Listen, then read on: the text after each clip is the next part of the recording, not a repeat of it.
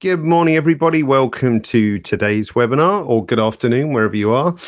Today, we're talking about migrating from Lightroom. And as well as myself, we also have a guest. My name's David. I'm the guy at the top, as you probably figured out, part of the software sales team based out of Copenhagen in Denmark. And then we should also have Emily on the line as well. Are you there, Emily? I'm here. Can you hear me? Yes, hear you perfectly. So that's great. Emily, you're in New York right now. Is that correct? Yep, I am. I just got here, I guess, over a week ago from California. Yes. So when we first planned this, we thought you'd have a bit more time to sleep in this morning. But the first webinar we did at, was it 4:30 a.m., I think? Yeah.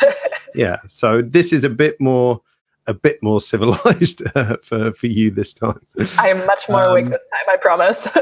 We did pretty good for 4:30 at the start, that's for sure. So today we're going to have 60 minutes with each other and all of you listening as well. That's pretty much what we did this morning, so I imagine that will be much the same this afternoon. We are going to record this, or we are recording this too. So you will get a recording sometime tomorrow. Look out for a follow-up email in your inboxes. You're very welcome and encouraged to submit your questions anytime. If you do so, look at the bottom of your GoToWebinar control panel. You'll see a section called questions. Put a question in there and that will come through to me. If you're on your Android device or iOS device, tap the question mark icon and you can ask a question in a similar way. When you leave, hopefully not before the end, please answer the exit survey, and that way we know how we're doing as well. So let us begin. I'm going to come out of here and we should be able to see myself and Emily. Yes, we can. I'll just get the questions panel up and keep an eye on that. If we don't get to your particular question, do apologize. There is rather a lot of you, but we do our best to get to as many questions as possible. Okay, right. So what we plan to do today together is that I'm going to show you some sort of basic differences between Lightroom and Capture One and a couple of basic things how to get started. Emily's going to show us a couple of edits on her images as well. And as I understand, Emily, what are you now, 6 weeks into your journey of Capture One? I think that sounds about right. Yeah, I had it for a long time, and every time I would go into it, I would use it for tethering for fashion shoots, but I was really intimidated to make the complete switch. And once I kind of dedicated like 30 minutes to actually learning where stuff is, it just became so much easier. So I'm at the point now where every time I use it, I'm still learning stuff and exploring, but I've completely switched my workflow over to Capture One and have really been loving that. Good stuff, good stuff. And I think your story is quite similar for many people, that they're either using it as a vehicle for tethered capture, because Capture One is very good at shooting direct from camera to computer, and then going to Lightroom, which is always heartbreaking for us, of course. And also just the sort of intimidation of learning something new and so on and so forth. But we've got some great sort of tips and insights to help you get started. So first of all, if we look at Capture One, and I've also got Lightroom running, so we can bring that up as well. In terms of interface, if you like, the most obvious thing is that Lightroom has these modules. By the way, you might be able to see my cursor located like this. So Lightroom, you flick between the various different modules. Capture One, if you like, is module free. So we just have these various different tool tabs, as they're known, over on the left-hand side, which contain all the various different tools, the viewer in the center, and the thumbnails on the right-hand side. And then up the top is the toolbar, which basically contains buttons you can turn on off to do various actions and things. And I was very glad, Emily, that what you did was one of the first things was look into the workspace menu, which basically gives you some different options for different workspaces. And you started off with simplified, is that right? I did, yeah. I played around with all the different workspaces.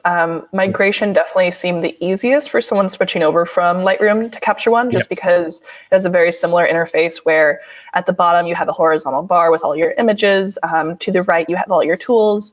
I think I had already been using Capture One for a little bit of time before that, so I wanted to keep that kind of interface. So I went with simple and then just customized that a ton. So there were buttons that I would remove or add, spaces that I would add at the top, so I could have every button exactly where I wanted it to be up there. And then under my tool tabs, like under the exposure tab, I also added white balance, styles, vignetting, and just took away a lot of stuff that seemed unnecessary for me based on my workflow, just to declutter it. I think that's a good tip.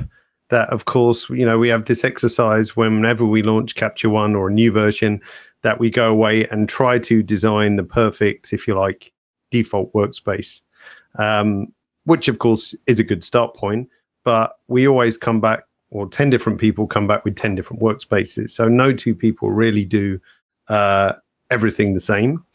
So it is a good idea to just have a look. And the one that Emily mentioned here, migration, if I just open that again, as you say, that kind of shifts everything to the right. If you're used to mousing over to this area, gives you a film strip at the bottom, or we can have a grid or a film strip, and then tries to load the tools in a kind of more Lightroom order. But just so you know, you can change the position of any of these. You can make floating tools. You can right click on any tool tab and add tools to it, or remove tools, and you can add your own tool tabs and so on. So it's really worth spending a bit of time, as you did, Emily, just exploring the workspace and just seeing what's possible. Yeah, it's been really fun. It's been really fun just to see how customizable it is, and especially that you can like drag anything in a different order. I mean, I keep learning new ways to customize it, and I'm like, oh, look at this. Yeah, exactly. And I still am changing my workspace, and you can have different workspaces for different situations, like your tethered workspace and your editing workspace and so on.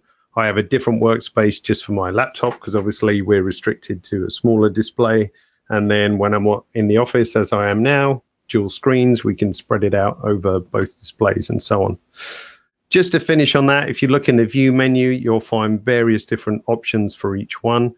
Like if I want to hide and show the viewer, I can do so. And I also have a shortcut key, which it's different in the US. It's a tilde, I think, but this is the squiggle under the escape key, whatever it's called. And then I use that just to hide and show my viewer nice and quickly, like so. And incidentally, all the keyboard shortcuts you can edit also in the keyboard shortcut editor. So again, lots of different ways to make it more applicable to you. Okay, now to get you started, I'm just gonna make a very sort of quick basic catalog, get some images into it so you know how to do that, because one of the biggest hurdles or the biggest benefits of working in a new application like this is just getting some images in there and playing around with it and so on, and just seeing what it does. So very simply, file, new catalog. This is very similar to making your LR cat. So let's just call this Emily, because we're going to use Emily's pictures. By default, this catalog, like the LR cat, will go to the pictures folder. You can change the location here if you wish. And we're going to say, OK. And this will make me a brand new empty catalog. Incidentally, the one that we were working with is still open, because we can work on more than one catalog at the same time. We just treat it like opening a Word document. You can open 5, 10, 20 documents in Word at the same time. Same goes for Capture One and catalogs. So there's a super big button in the middle, import images. If you miss that, you can say File, Import Images here, or there's this little icon on the toolbar as well. So like Lightroom, if we go back to Lightroom and I trigger import over here, you have these options, copy, move, add, similar sort of thing available in Capture One. So really in the import dialog, you just want to kind of worry about, the first import from, and then the second, what do we want to do with those images? So let's pick Emily's images. So they are on a little external hard drive in a folder called Emily, funnily enough. And let's just do the RAWs for now. Oh, incidentally, if you want to pair JPEGs and RAWs in naming, if you shot JPEG and RAW, this was a question that came up this morning and I forgot to answer it. So if you're shooting JPEG and RAW and you want to pair them, in the naming tool, if you click on the three dots, you can say pair JPEG and RAWs, and that would just basically keep them together quite nicely. So we've got our 31 shots here of Emily's, and then the next part, destination, what do we want to do with those? So like Lightroom, where it's add, copy, move, and so on, I can simply say current location, they're going to stay on that hard drive. Capture One will know how to access them, or we can choose a folder where to copy them to. So of course, if they're on a memory card, we wouldn't leave them on the memory card. We'd want to copy them somewhere nice. So I'm just going to say current location. All the other stuff you see underneath is about naming convention, adding metadata, and so on. But if you want to quickly just get some images in, let's say import all. So why that does that, Emily, what was the background to these images? Because these are your shots from India, of course. Yeah. So I guess a month and a half ago, Flickr and SmugMug teamed up to sponsor a trip to India for me. It was based around sex trafficking. So I was working with different organizations out there surrounding that. And this month, I'm actually writing the article for that. So that'll come out at the end of this month. But nice. On my days off, I did a lot of street photography, which is my version of relaxing. So I just went around for hours each day and would ask people if it was okay to take their portraits. One of the questions we'd got earlier was if I do ask, and I always do, just because photos can be a very violating thing, and I always want to make sure that someone is comfortable with me taking their photo. Yeah, for sure. When I've attempted street photography, I remember you saying you did at the start, you'd sort of do the sneak photo. And, yes. Yeah, I think I was 19 when I first started, and it was exactly that. Like, I would see someone, I would take their picture, but then the moment they looked at me, I would very quickly turn this way and be like, oh, I'm just taking a photo of this tree next to you, and so. Not obvious at all. Yeah. Oh God. When I went to Cuba, it was the first time where I could actually speak Spanish and have a conversation with someone and have that language barrier taken away. And so I started asking everyone that I interacted with, hey, is it okay if I take your photo? And one, I saw that there was more of a connection with the people I was taking photos of after initiating that conversation.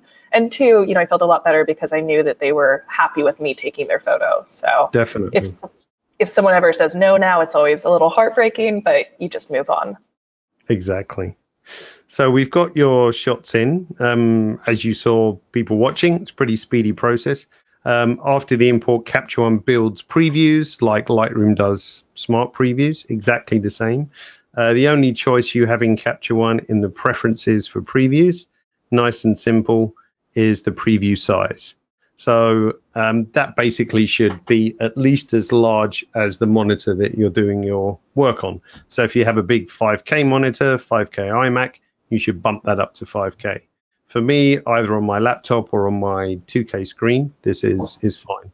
And what that means is that I can scroll through images nice and quickly, and Capture One doesn't have to load the raw data. It's only when we zoom into 100% that Capture One then needs to access the raw data. So the idea being that performance is nice and speedy. As you can see here, flicking through images is nice and quick. So import process fast, relatively pain-free. A question from Mark. We don't have time to sort of get into the grips of it, but Capture One, just so you know when you first approach it, is that we have two options of file management, catalog or session. And Mark, who was asking, that was actually the last webinar's subject, and I compare both aspects of file management. But in a very tiny nutshell, catalogs are good for like a broad overview of loads and loads of images with good ways to search, filter, and find them. And then a session, as Emily would use, I guess, when you shoot tethered, is designed just for one single project. So it's something which trips up the Lightroom users, first of all, that now you have two options, but they're actually appropriate depending what you're doing. So Mark, if you're interested, watch last webinar and that goes into much more detail. Okay, where was we? So we had some images in our catalog like so. Basic things. And just for the purpose of today is not go into tons of detail on every single aspect. At the end, we'll show you great resources that you can go to so that you know where to look. Emily, you mentioned our Learning Hub as one of the Yeah, that's been really helpful for me. A lot of what I've been doing is like right-clicking, dragging, like figuring out stuff on my own and kind of troubleshooting. But also when I do get stuck, I go to the Learning Hub, and every question I've ever had has been answered on there in a really quick and straightforward way by this really lovely British man. Yeah, if you might recognize the voice on the Learning Hub, because most of the content on there is made by me and my colleague Alex as a duo. So together we produce that, and I'll give you a tour, as Emily has said she's found it useful. We'll give you a tour of the Learning Hub at the end, so you know how to get the best out of it. Now, some basic tool stuff. If I just drag out the exposure tool here, now I'm sure you all know how to use sliders. So obviously drag a slider to make a change. Double click anywhere, that will reset it to 0. Just a handy little shortcut. A new thing that we taught you this morning, wasn't it, Emily? That if you click and hold the name, so long hold, that will basically preview the effect of the tool. If you just want to see what it's doing. Yeah, and there's so many like tips and tricks that I continue to find. I'm like, that's so useful. Yeah, it's unfortunately it's a blessing and a curse with Capture One. Nice sort of clean interface, but then things like this, you know, you won't discover it unless you do it by accident or someone tells you. But there you go. If I just mess up these sliders a little bit to reset the entire tool, little backward facing arrow, click that. That takes us back to 0. If you want to preview what the tool is doing, if I hold my Alt key down and long press, you can see a before and after of the tool, basically. And of course, as these are text entry boxes, you can type values in, you can use your cursor keys, you can use your scroll wheel and so on the mouse to edit as well. So some basic stuff like that is worth knowing. Another sort of slight difference, which I don't know if this tripped you up, Emily, was the cursor tools at the top. This is a little bit different. Yeah, just coming in initially, I think the first time you ever open Capture One, it looks very different, and it's such a sleek design that you're like, oh wow, like this is something advanced that I need to study. But you know, once you actually spend a little bit of time in there, it's all really straightforward. So good stuff. Sorry, I was just answering a quick question. So with the cursor tools, basically it changes the behavior of the cursor. So that could be from just a simple pointer for dragging sliders and things to something like a crop tool for adding a crop on the image and so on. So you've got basic simple options like that.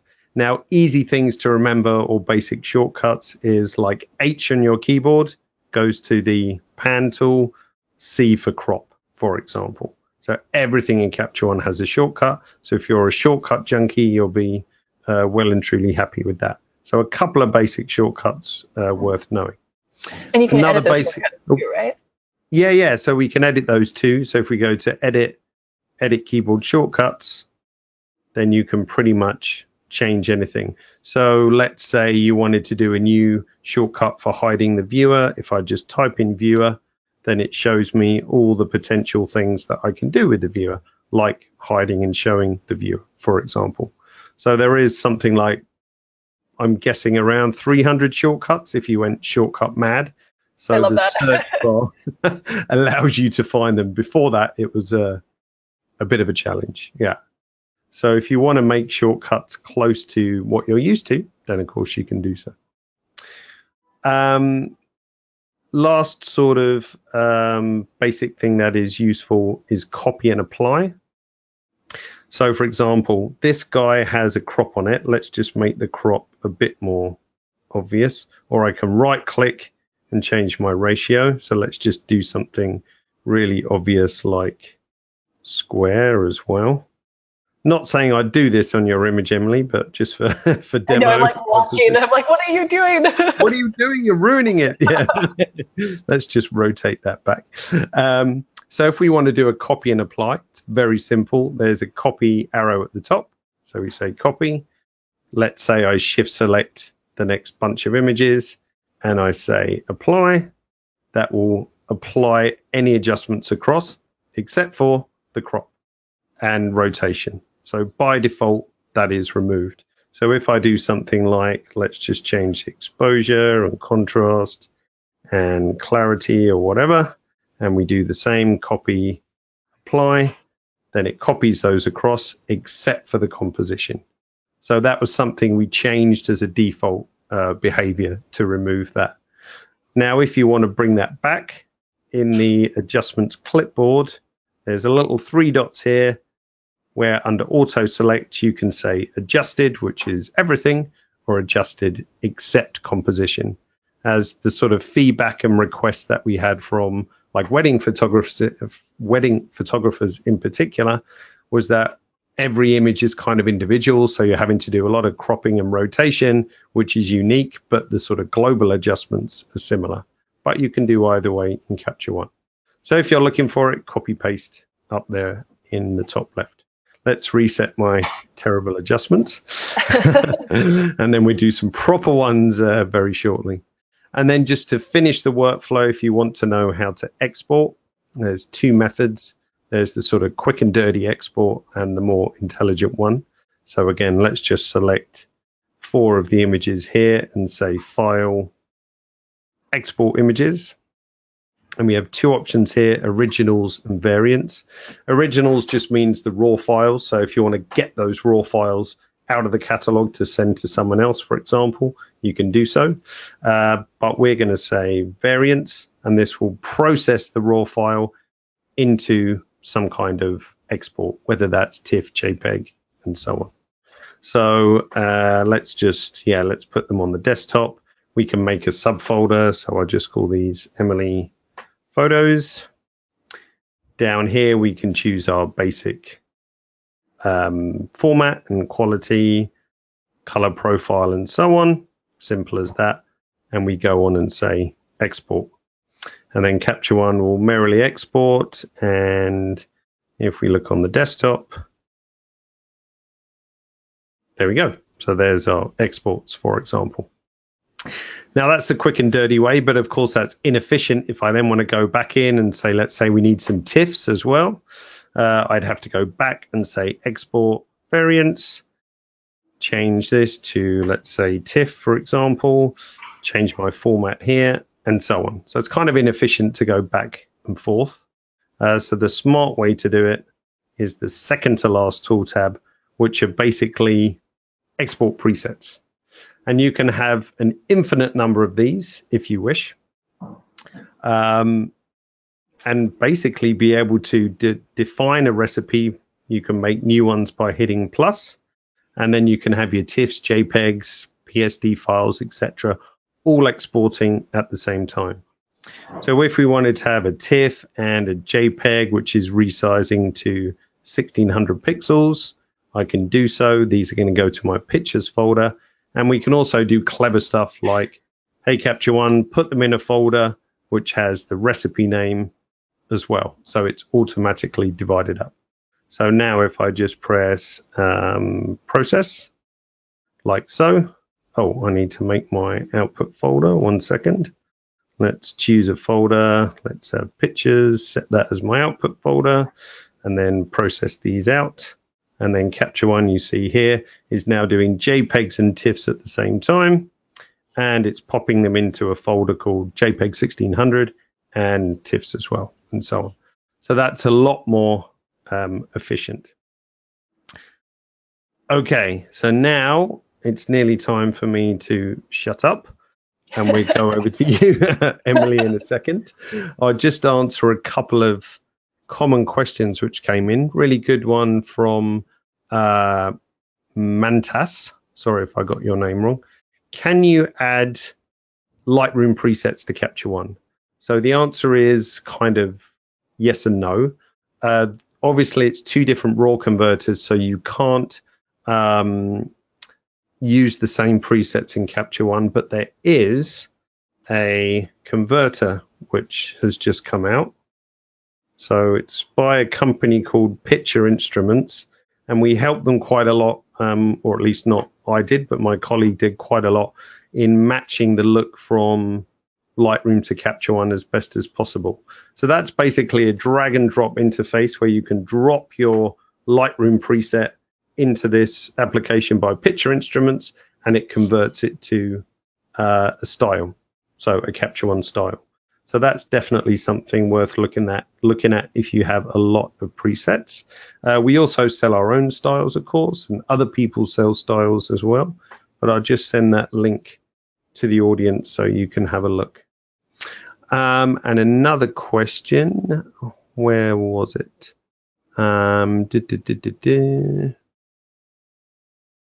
Let's see. It was for Emily. I'm trying to find it. Where is it? There's a big list, so sorry if I can't find it.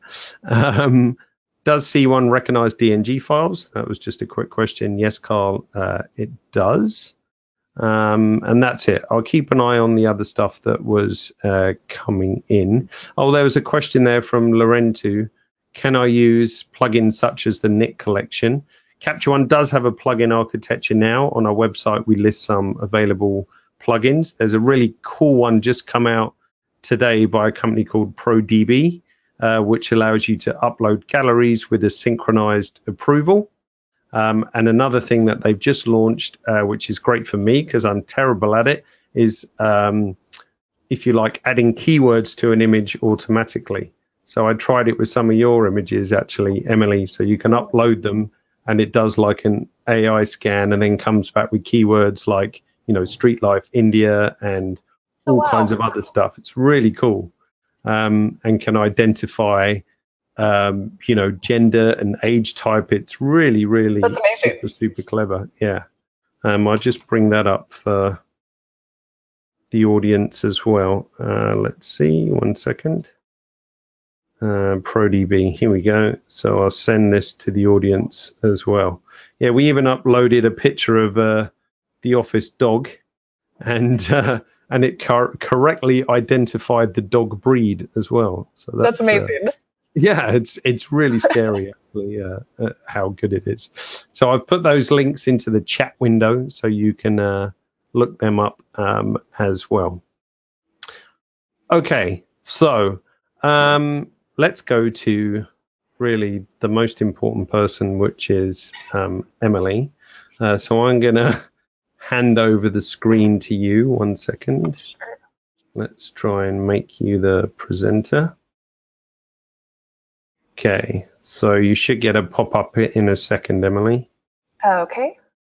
All good? Yep, we can see your screen. Are you good? Okay, cool. It's like welcoming someone into your house a little bit. Yeah. So a couple of things that I wanted to ask, and I was going to show one of your images when we've looked at your edits. We go back, and or you can show it, but I've got it loaded up in Lightroom. Like tool-wise, what did you find that was sort of different, if you like? Was there any sort of way you had to recalibrate your brain or approach things a bit differently? I think for me, I wanted to get rid of a lot of stuff that I knew I wasn't going to use. So you can see on the tool tabs here, I really got it down to just the basics. And if there's ever a time where I need to add something back in, I can just right click, add tool, and I have all of my options right here. And there really are so many options within here. So I also did something similar with this top space up here. And if we want to go to right click, customize toolbar, you can see this is kind of what it looks like when you want to add something in here or take something out. So for example, so before like I had auto adjust, and you can easily add that back in. I know that's something I'm never going to use, so I'll just take it back out. I also added in a lot of spaces. This is just to put everything exactly where I want it. So you can see if I take this space away, it just changes the position. But I like having my copy and paste tools right over here, the import tool there, and then having this guy right in the middle. So that was really nice. There's also this flexible space, which was also handy. So that's kind of what my toolbar up here looks like. And then just I have my exposure warning because that's something I use often. My go back, go forward, reset tools here. And then the other adjustment that I made was within here. I'm going to close all these guys just to tidy up. I added in white balance, which when I added it in, I moved it to the top here, right under my layers, just to kind of go with my workflow, because that's always something I start out with. And then I also added in vignetting, which I use on every image, and styles and presets. And I don't use styles and presets on every image, but every once in a while I will. After I'm done editing one of my street photos, I'll switch over to fashion. And I have been using the fashion style for some of those. And that's been kind of fun to explore as well. Nice. And it's great that you've done that customization sort of part, because so few people do that. And you know, sort of to listen to what you said, it is almost like going into someone else's house or apartment. It's, you know, slightly unfamiliar, you don't know where everything is. So that sort of half an hour invested in just moving things around a bit can really help. Yeah, it's definitely made it a lot easier for my brain as well, just because when you first enter, especially, there are so many tools and options. I think for me, it's just easier to kind of go the minimalist approach. And then whenever I do need to add something back in, easily right click, add that tool in. Exactly. So this is a great shot. So yeah, let's talk about this. So this one's already edited.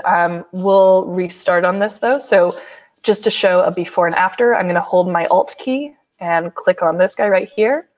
So this shows you the original image. It's lagging just a little bit. So you can see that's a pretty dramatic difference there.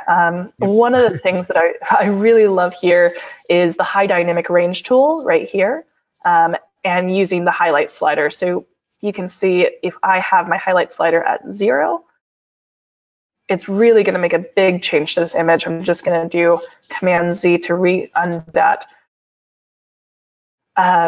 One thing about the highlight slider in Capture One versus the highlight slider in Lightroom, I was finding that in Lightroom, I would drag it down to -100 and still have information that wasn't fully recovered. And on top of that, it was making my image look a little bit lifeless, which I think I just accepted because I didn't know there was anything else. So once I did make the switch to Capture One, I was really pleased with this tool just because it brings back so much information. And I think, David, you have an example of that as well with one of my images that if you want to show later on, or I can find it somewhere in here as well. Yeah, no, I definitely show it because you know, quite often, like I compared your images in Lightroom to Capture One because it was just a really interesting exercise. You know, it's been a while since I've done that, so it's always good to return that because you said the difference was really high. So I thought, well, I need to see it for myself. And some images, not much difference, but like the one which, when we come back to me, like it was, you know, incredible, really, the difference in the two outputs and what was potential. And as you said earlier, you know, you work in difficult lighting conditions, so you can't always, you know, moderate the situation to be perfect. So by being able to, you know, stretch and compress the dynamic range is really important and not make it look ugly. Right. A lot of the times for my street photography, just as you said, I can't control the lighting, so I am blowing out my highlights. I mean, this is a perfect example. I'll do that before image again. You know, so I mean, that's something where I would want all those highlights to be pulled down a ton without getting that kind of ugly effect that can come along with pulling down highlights. Yeah, definitely. So I'm just what else did you do edit-wise? Yeah, I think what I'll do, I can kind of show you, and then I'll just redo it a little bit. So working with my white balance, I tend to kind of lean towards the warmer side for most of my images. I make really small adjustments within my exposure tab. Levels, again, small adjustments, and most of my work is that. Going under the clarity tab here, that was another huge change for me, just switching over from Lightroom, because the clarity tab, the current clarity slider in Lightroom is something I'd always used and loved. But I noticed that if I started pulling it, it would very quickly become gritty. One of the things that I like about Capture One and kind of exploring this change is that the sliders tend to be a lot softer and more gradual. So I can kind of pull up more and not get that grittiness.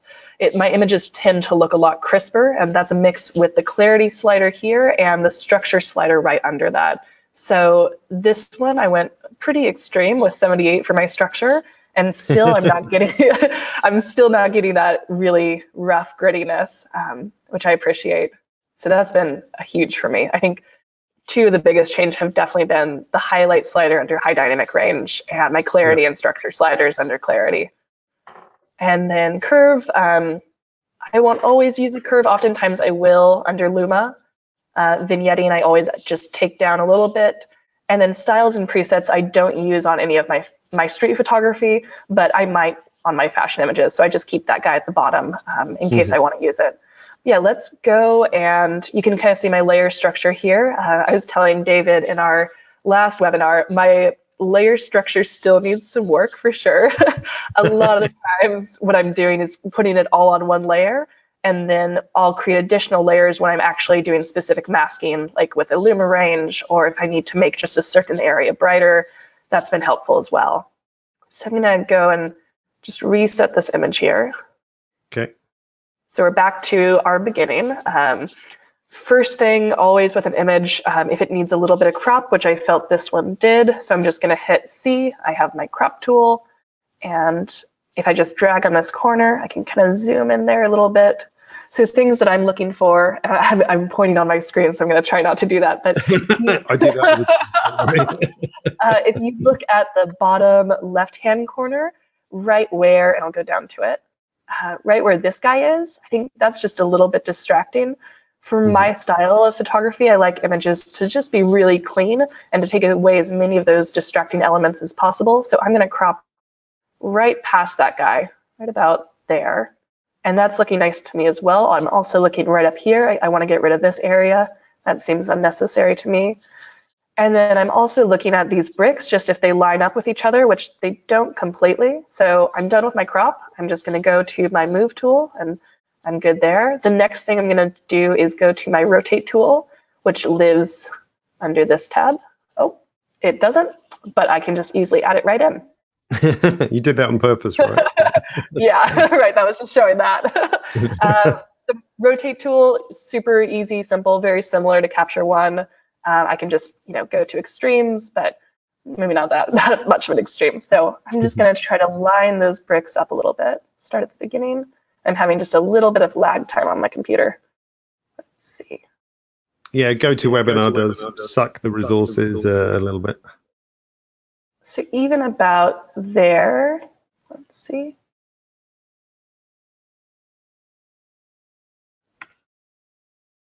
Can do that one more time. Right about there is looking fine for me. And I might make this a little more perfect if I was spending more time, but I'm good with that for now. So we're good with our rotation and flip. And again, if I want to kill this, I can easily just right click, remove tool, and then remove rotation and flip, and vice versa, right click, add that tool back in. Nice. I'm going back to my exposure tool tab where I keep everything. I'm in here, I would say 95% of the time, and then I go over to my color editor just at the very end when I'm grading, which has been another nice thing to notice that I can color grade completely within Capture One. Okay. So I don't even, and none of my street photography really goes into Photoshop. I can color grade entirely in here. So we have all these guys closed. Starting off, I've cropped this, I've rotated it. My histogram, I just like to look at. There's nothing that I'm actually using here. My layers, I have all this, and then I'm going to go and create a new filled layer. So this is my layer 1, and then just start playing around. So looking at white balance, definitely don't want that. And this one, I do shoot a little warm as well, so this is looking pretty good for me. Oftentimes, I'll just keep it as shot. Every once in a while, I'll like to see, what does auto look like? And normally, it goes to the cold side for me, which I don't want, so I'm just going to keep that as shot.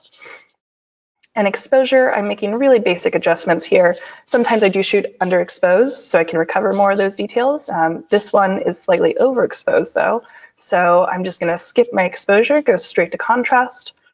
Generally, I keep it between 5 to 10, Good there. Again, brightness, we don't need any more of that. Saturation, because there's so many beautiful colors in here, I do want to pull that up just a little bit.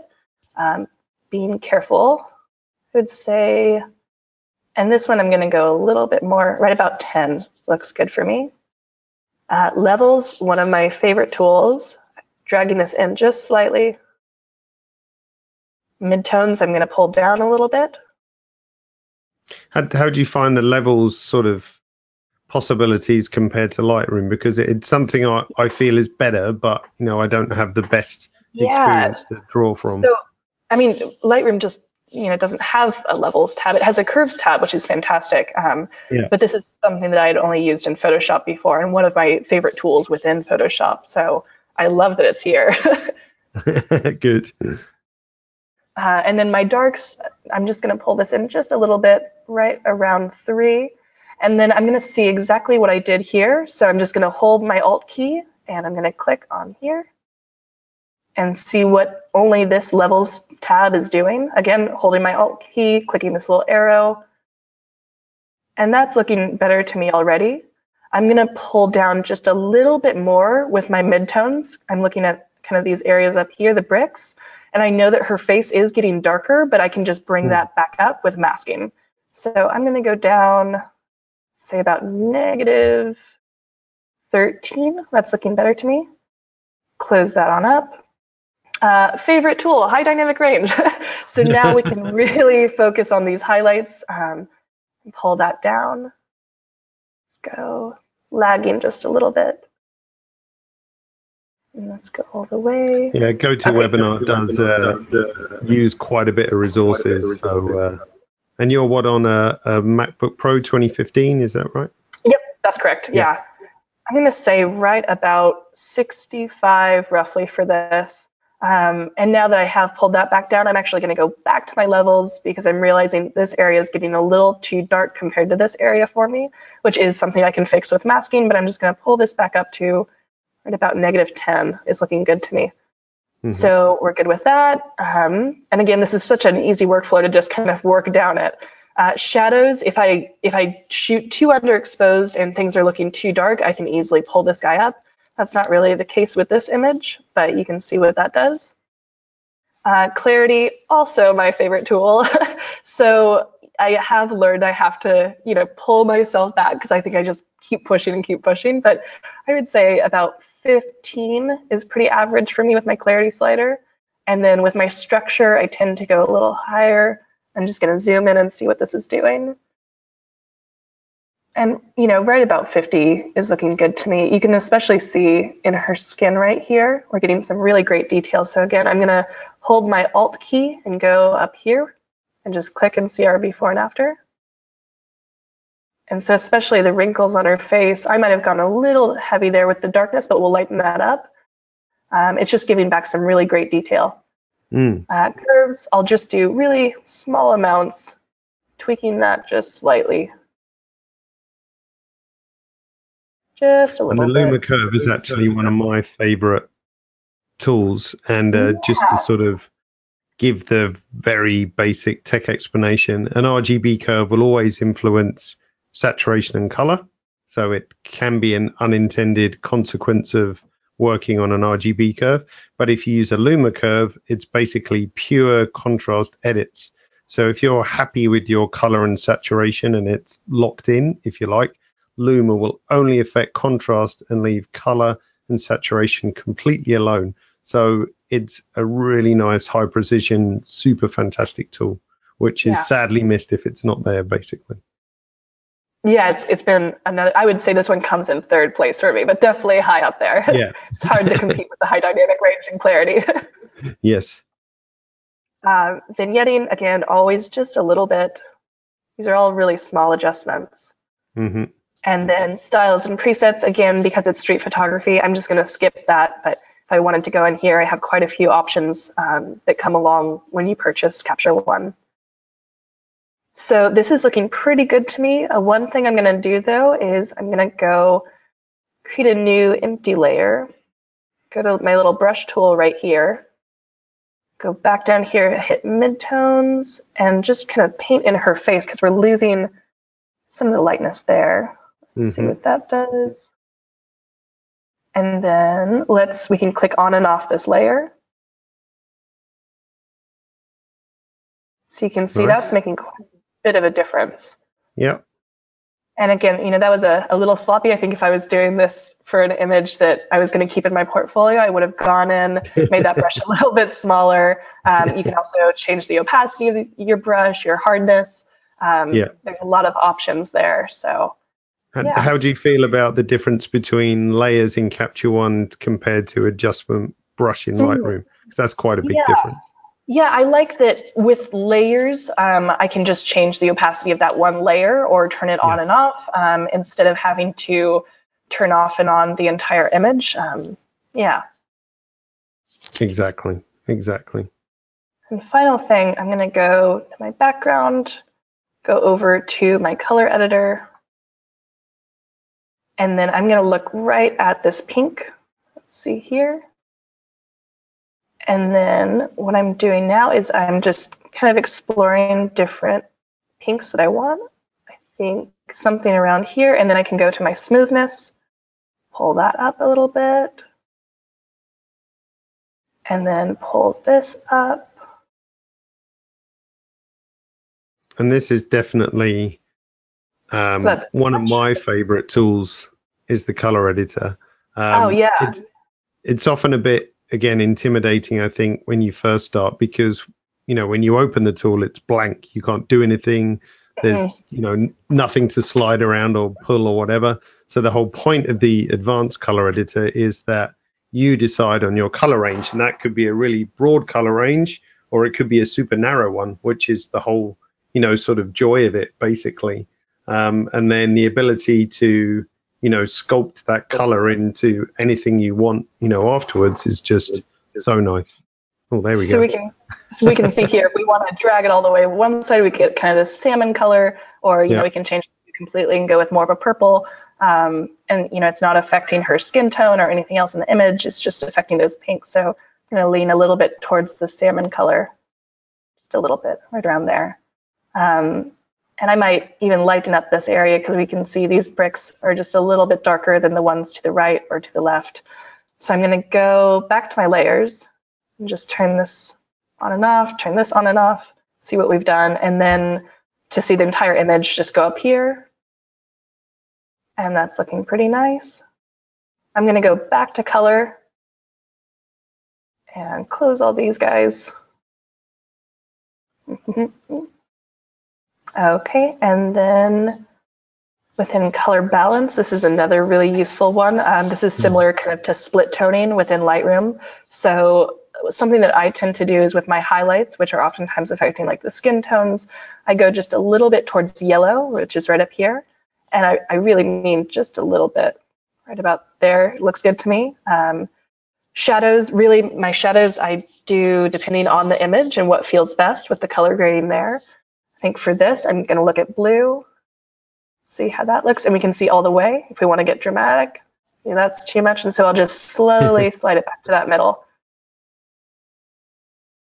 And that's pretty basic for a street photography image for me. Again, I'll do before,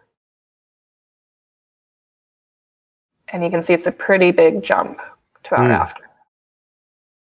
But then if we saw that image without the before, it doesn't look, over processed or unpleasant. It just looks, rich and colorful.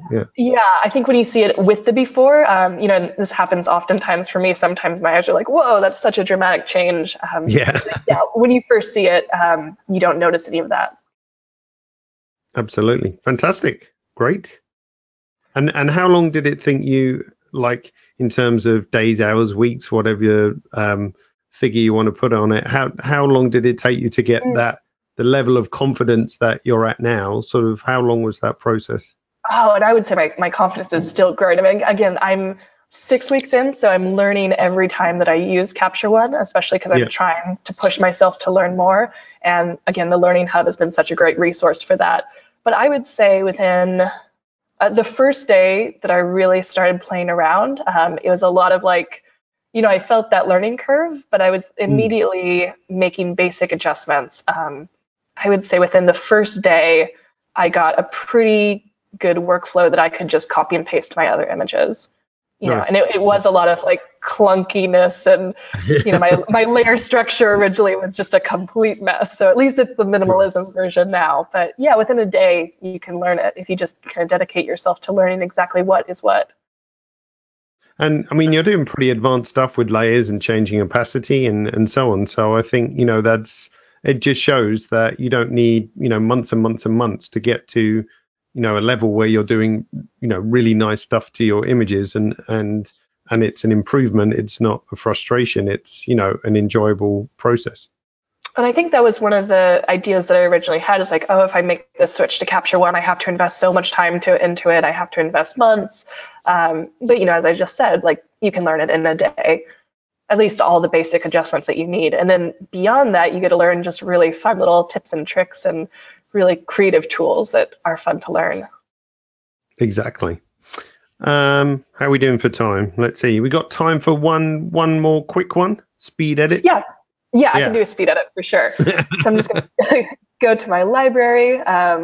My structure here is pretty rough as well, but this was a shoot I did just yesterday, which made me really happy. And we did a couple different looks in here. I think I'll start with this bottom one. This is our last look of the day. And again, these are all edited images. I'll do a similar process where I'll show you our original. So again, holding Alt, clicking on this key. A little bit of lag time. Yeah, as I said, GoToWebinar is a resource hog. That's for sure. So we have our original image, and then once we release that, we can see our after. This one, again, I just did it on one layer because I haven't done any masking on this. So I haven't needed to use another layer. White balance, again, leaning towards the warm side, and I do shoot warm, so bear in mind. Levels, same exact thing. I'm pulling down my midtones, I'm pulling down my shadows, bringing up the highlights just a little bit. High dynamic range, because this was shot in studio and I was in control of lighting. I really didn't have the same issue with my highlights that I do in a lot of my street photography images. And then clarity and structure, just pulling it up just a little bit. I tend to stick around 15.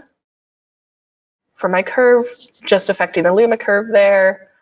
Vignetting, really a tiny, tiny bit here. And then styles and presets. This was one where I tested the fashion style, and that was, you can kind of see that difference there. If it fits.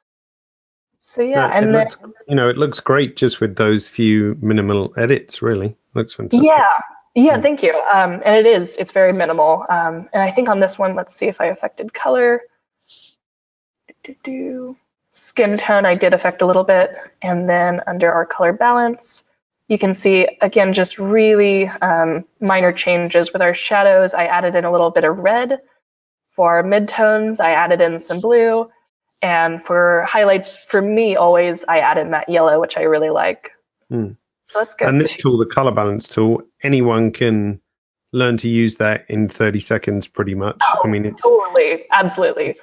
It's literally, drag that little center circle to the tint that you want to make it to, whether that's shadow, midtone, or highlights, and that's it. And the little slider on the right just changes the density of the shadow, midtones, or highlights. So it's so simple, but it's just a really elegant way to do nice color grading on an image, and there's nothing like that in Lightroom as an equivalent. So yeah, it's one, it looks beautiful. Two, as someone who's obsessed with color, it is just so much fun to play around with. So yeah, thanks for definitely.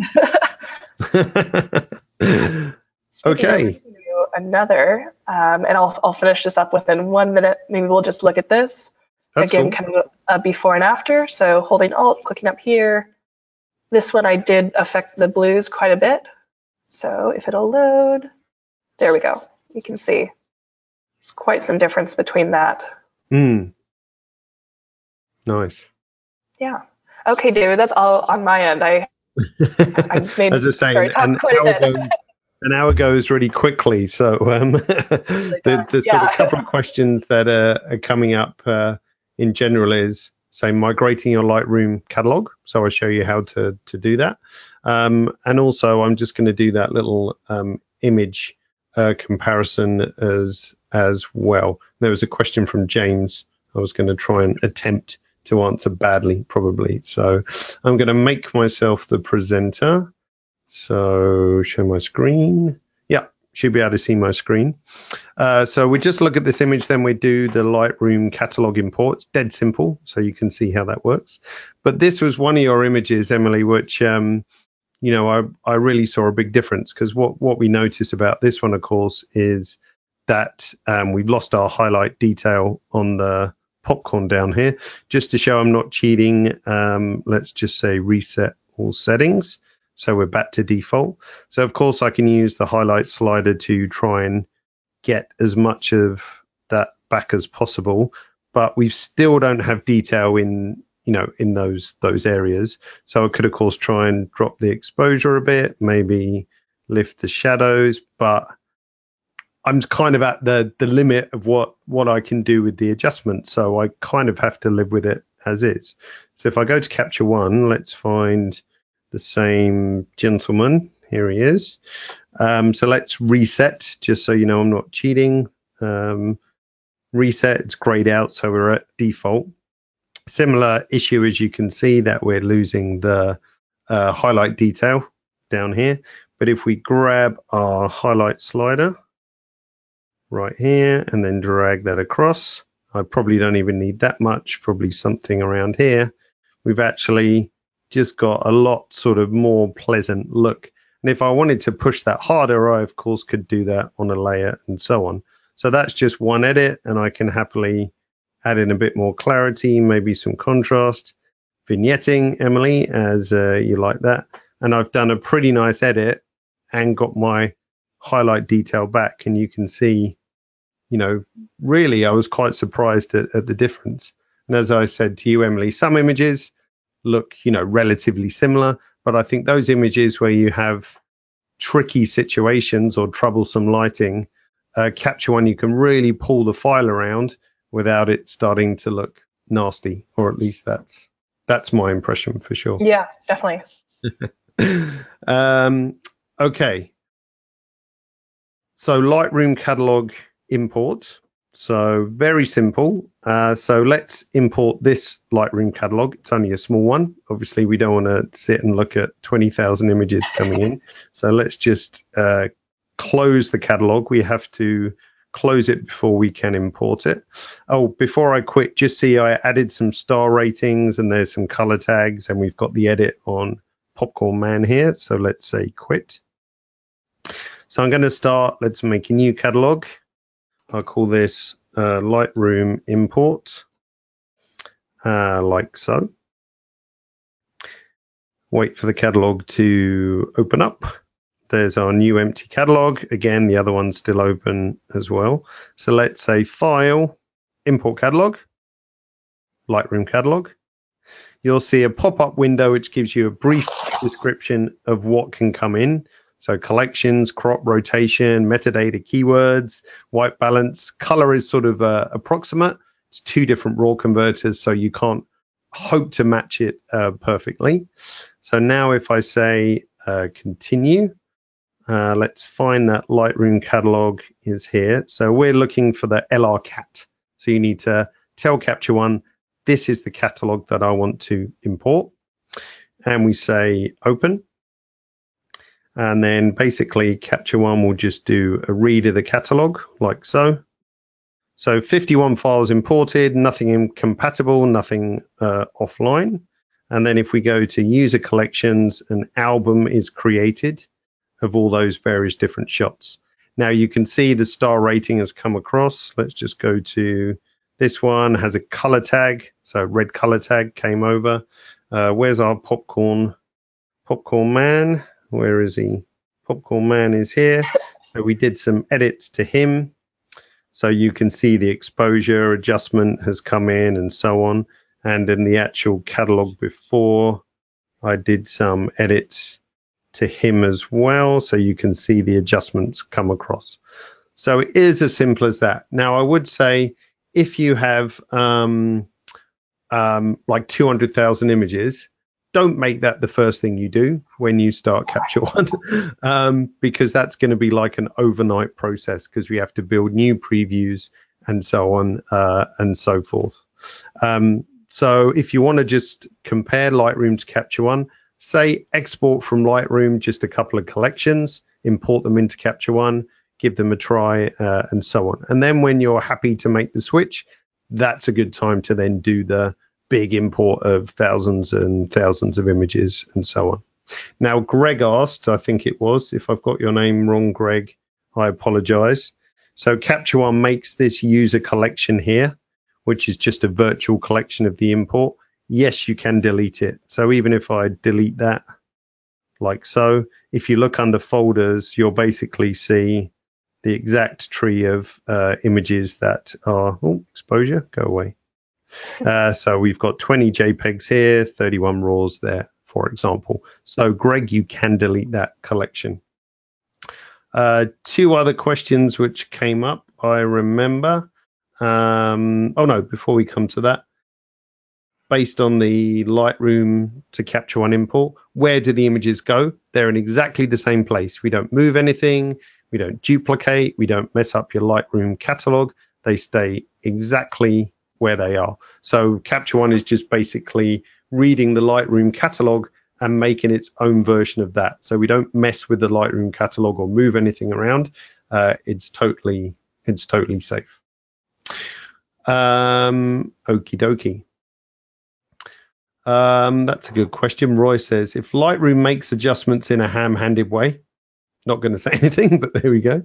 It seems to me an exercise to import them into Capture One, since it will probably end up in manually redoing them. Well, there is a chance of that because, of course, Capture One and Lightroom is very different. But do you want to crop all your images again? Do you want to rotate them all by 0.2 of a degrees again, and so on? So there's no danger to importing the catalog, and you'll get all your metadata across. So this is the adjustments that I did in Lightroom has come across to Capture One. If I want to, I could say, let's make a new variant. So this is a new virtual copy of the image, but with no edits. So then you could do it again. So you don't have to import your Lightroom catalog, but a lot of people like to do so because it gives them, a good start point or a structure. I imported mine, and then images that I wanted to use again, I sort of reprocessed them. But the fact that they were already cropped and rotated kind of saved me a bit of time. So Roy, I definitely think there is a benefit to that. What was the other question? That was... Sorry, Emily, I'm leaving you in the dark. Oh, you're totally good. It was James, I think, said I'm going to attempt to that. So that was, and this is actually a good sort of question in general. How is levels different from curves and exposure and so on? Now, with a lot of tools, there's definitely some overlap. So I could probably, like with the levels tool, I can use the middle slider to change the midtones, if you like. And I could, of course, also use brightness to lift the midtones. That's what brightness does. They're all doing a similar thing. So often it's personal preference and so on. What I use the levels for is like Emily, so I can see this image. I'll make sure it's reset. We've got no information here, so that's causing the image to be a bit flat. So I basically just bring in my highlight point like so, and then use the midtone points to edit the midtones. But equally, I might think, well, I just want to brighten the midtones as well. So there's lots of overlap, but often the way the tool is presented is maybe a better way to visualize on how to use it and so on. There is no sort of, you must use this tool to do that and so on. I mean, there is some recommendations. I'd say if you wanted to brighten your whites, I wouldn't recommend clipping data like so, because it starts to look ugly. I'd say you'd be much better off going to a curve and then just trying to lift, the endpoint, for example. So different tools for different applications, but we could do a whole webinar on that, James. Maybe that's a good idea. And the last question, that was Ed, and this was a little bit about process recipes. And process recipes are definitely one of the highlights of Capture One. So basically, Ed, what's happening with your process recipes is that whatever recipe I highlight here, Capture One will proof the view on screen. So it will switch between, so this is Adobe RGB, this is sRGB, and the actual profiling will update. So you said you had something with a watermark, so let's just add a watermark that says Emily, like so. You can see it up here. So basically now every image has Emily in the top right hand corner. If I go to another recipe, it will disappear. It's not harming the editing of your images or anything like that. It's just simulating what that recipe is doing. So if you don't want to see a watermark there, just flick to a different recipe. Simple as that. Alrighty. Okay. How are we doing for time? Oh, we overran by 5 minutes. Shocking. And there's so much to talk about. I know. I say we could talk for another hour, but you know we have to. Got to draw the line somewhere. Last thing is to show the Learning Hub. And by the way, you're going to get an email tomorrow about this time, and all these links will be listed. So don't start furiously writing them down or whatever. It's all going to be listed. So learn.phase1.com, that's our Learning Hub. So you can go to Capture One tutorials, like so. And then best thing to do, if you filter by getting started, this will just drop you down to the sort of 7 or 8 main useful tutorials to help you get started. And this is, you know, better than listening to sort of me or Emily here, because you can just stop, start and go through them. They're relatively short, a few minutes. And then once you're more comfortable, like Gareth, if you want to explore layers more, then you can go to layers, and then you'll see, oops, if we turn off getting started, if we go to layers, then you'll see all the stuff to do with layers, starting off basic to something more advanced, or to watching an entire webinar just about Luma masking, for example. So progress through the Learning Hub and you'll pick it up pretty quickly, I'm sure. Last one, if you go to blog.phase1.com, and if you type Lightroom or Lightroom, that's a new product, Lightroom, there's this post here, 11 killer tips, and that talks about some of the sort of general things that people come up against. And there's also a little preset that you can download that kind of mimics Lightroom's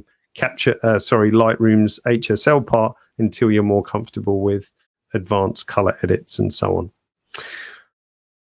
I think that's it. That was really everything. And then we'll basically, all those links we put up in the follow-up email tomorrow, and details how to follow Emily. I'll put your Instagram up on there as well, if you don't mind. Thank you. I know you have two Instagram accounts, but they both link to each other, don't they? So you'll be able to see too. I'm just going to put up on screen next webinar. That's the 18th. Another guest. That's with photographer Christina Varexina. She shoots with Fuji. So if anyone's working with Fuji, she's a good resource on that. Really great photographer. You can see one of her example images there. Lovely control of light and color and editing as well. So she's going to join me, and that's next Friday, not Thursday. So that's going to be on Friday, the 18th. So many thanks for your time today, and thank you again, Emily, for sharing your experience. Thanks everyone for watching.